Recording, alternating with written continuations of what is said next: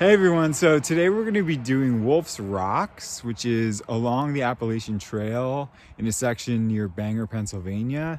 There promises to be a rock scramble, so we'll see how intense or non-intense it is, but I'm looking forward to getting to climb a little bit today. So let's get right to it.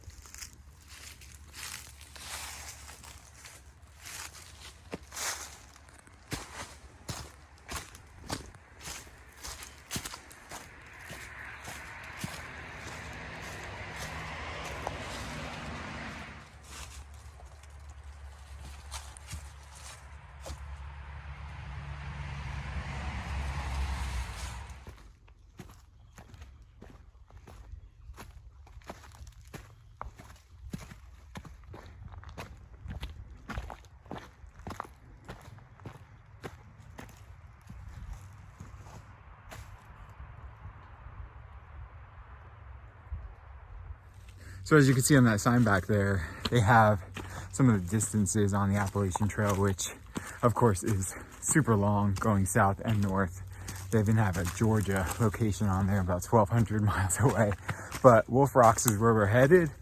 And so that's about 1.5 miles to it. Then the rock section, which is another mile, and then we gotta come back. So we're doing a 4+ mile hike today.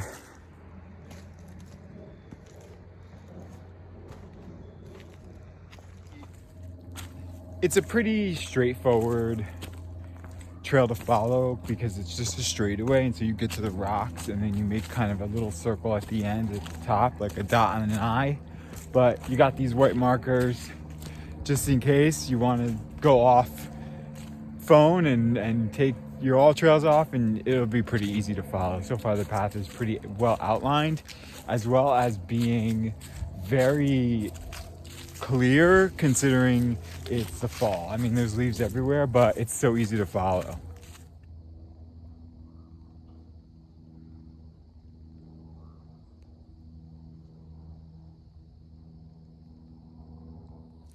As you can see from the other angle, there's some lush trees and some nice foliage on one side, and then on the other side, which is kind of hard to tell from here, but there's some distance, right? There's a mountain and some hills back there.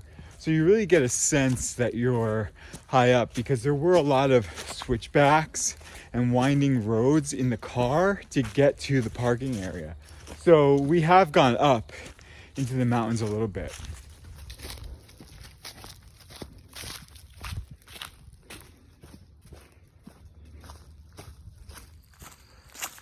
So I just want to talk a little bit on this trail about a message that came through in the tarot reading this morning from my other channel, because I really liked the message and it really felt important to me personally, and I think it will resonate with a lot of people. And it's this idea that sometimes the journey can make us forget that although we're isolated and that we're dealing with things that in a lot of ways people can't understand because they're not us, that people are still going through those same things. And it's one of those this and that can be trues. Dolphin Spirit, one of my favorite cards, one of my favorite philosophies in that animal tarot deck, which is that, you know, both can be true. You can feel like no one understands and that you're going through something unique to you, because guess what, you are, while also understanding that some other people are experiencing very similar things. And although the circumstances aren't one-to-one and exact, they are similar enough that the struggle is shared, right? And that's part of the connective thread that came through in that reading about the collective conscious and how we can really, you know, be aware of that to help soothe us, and that we're part of a larger community in that way.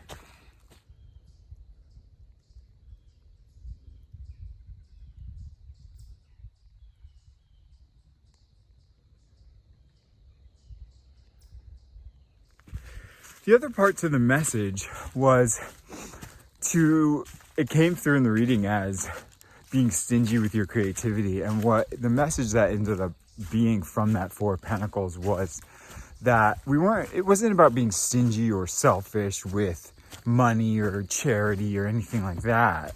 It was more about not following the impulses that you have in wanting to partake in something that, might be creative and might be, something you're a little bit foreign to, right? Something that has always jumped out as, oh, I kind of want to do that, but I'm scared to do it because I don't know how to do it, or I don't know if I'll be good at it.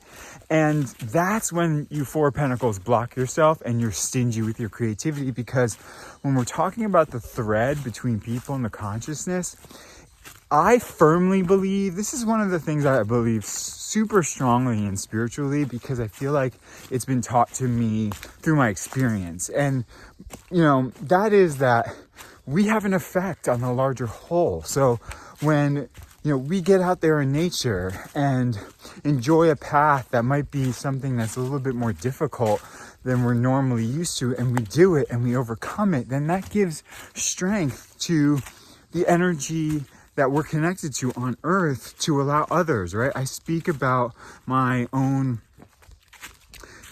experience with addiction and how I feel that I was helped by those that overcame it before, and that I contribute to that potential possibility for others by simply going through it and having the strength to persevere, to the end of it and out of it. And so don't underestimate how much you can actually control in that energetic sphere, right? In that cosmic state that is just you following your passion and your desire. And don't be afraid to fail, right? Don't be afraid to take things on that are, a little bit, again, the word foreign is coming through. So something that may be something you don't think that you should do because it's not something that is part of your routine. If that's the case, break that routine and do it quickly, because the more you wait, the more you get wrapped up in fear and doubt, and the less likely you have a chance to really capitalize on that desire and that soul's passion, right? That soul's urge.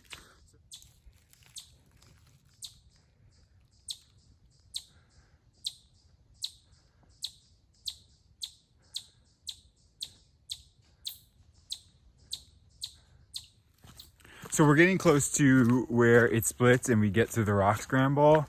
Quick note, which I found out on all trails before going on this trail: if you go left, you can scramble up the rocks and then down, instead of going down, if you go right. And down is a little actually harder to do, I feel, in rock scrambles, because you're more in danger of slipping and losing your footing and not being able to balance, but being able to pull yourself up or prop yourself up and really maximizing the use of your upper body strength in tandem with your lower body makes going up the scramble much more desirable for me. And so I'm glad that note was there, and I would advise doing that.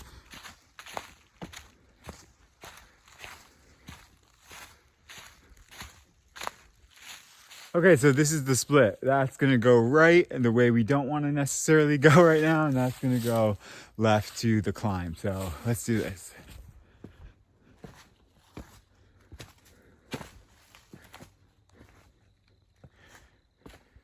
Alas, here is our rock scramble, and a literal rock scramble at that. By no means anything too difficult. Check out Blue Mountain video. That was insane rock scrambling in a video I did last year, but this is gonna be fun. So I'm gonna try and get some of it as I go along, but obviously I gotta have two hands.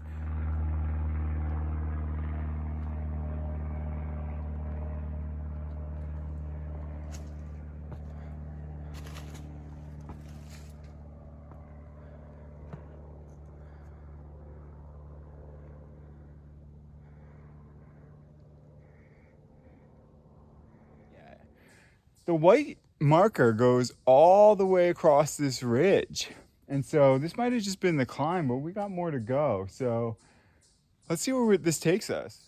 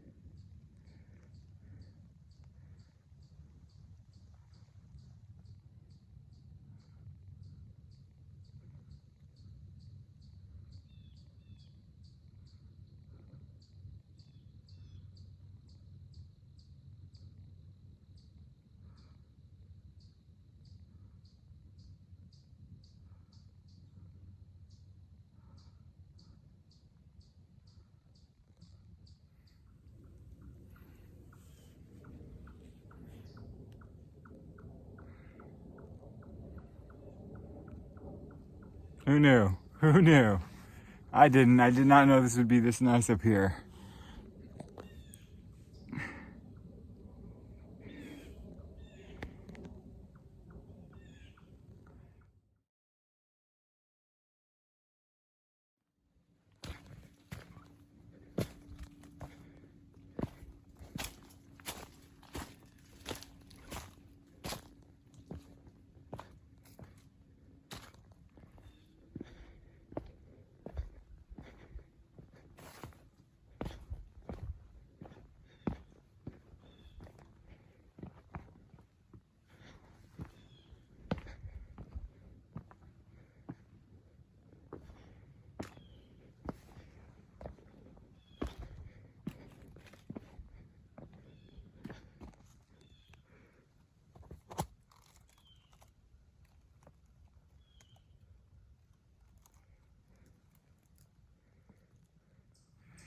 So now we're going to be hooking a left here and going back into the forest to go around and then back down the other way.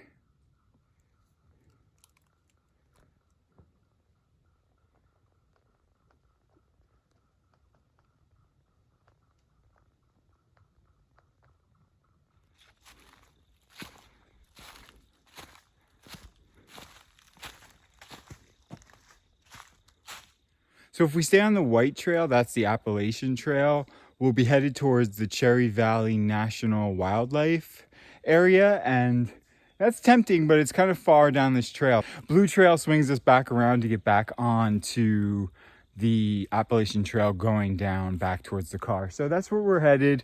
This should be more of the same, and so I'm gonna see if there's any nice little sights to take video of, but otherwise I'm gonna enjoy this hike and I'll see you at the car.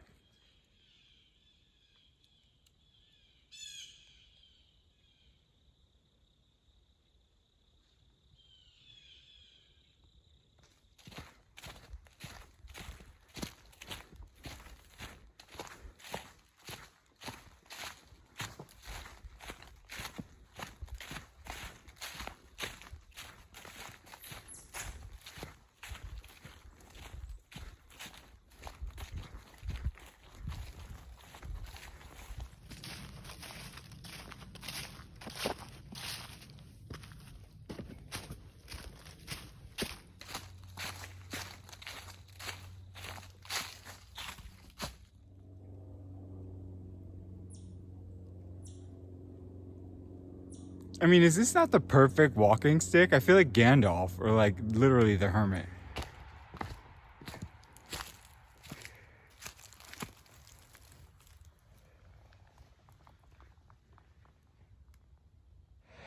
So I'm gonna pop the trail right here. It was just under 2 hours of moving time and just under 4.7 miles. I would highly recommend this trail, just definitely not in the winter when it's snowy or icy because of the rock scramble, but it's a pretty fun rock scramble. There's that incline at the beginning of it that is probably the hardest part, but it goes for a long way, and so you get a great view and definitely a beautiful trail.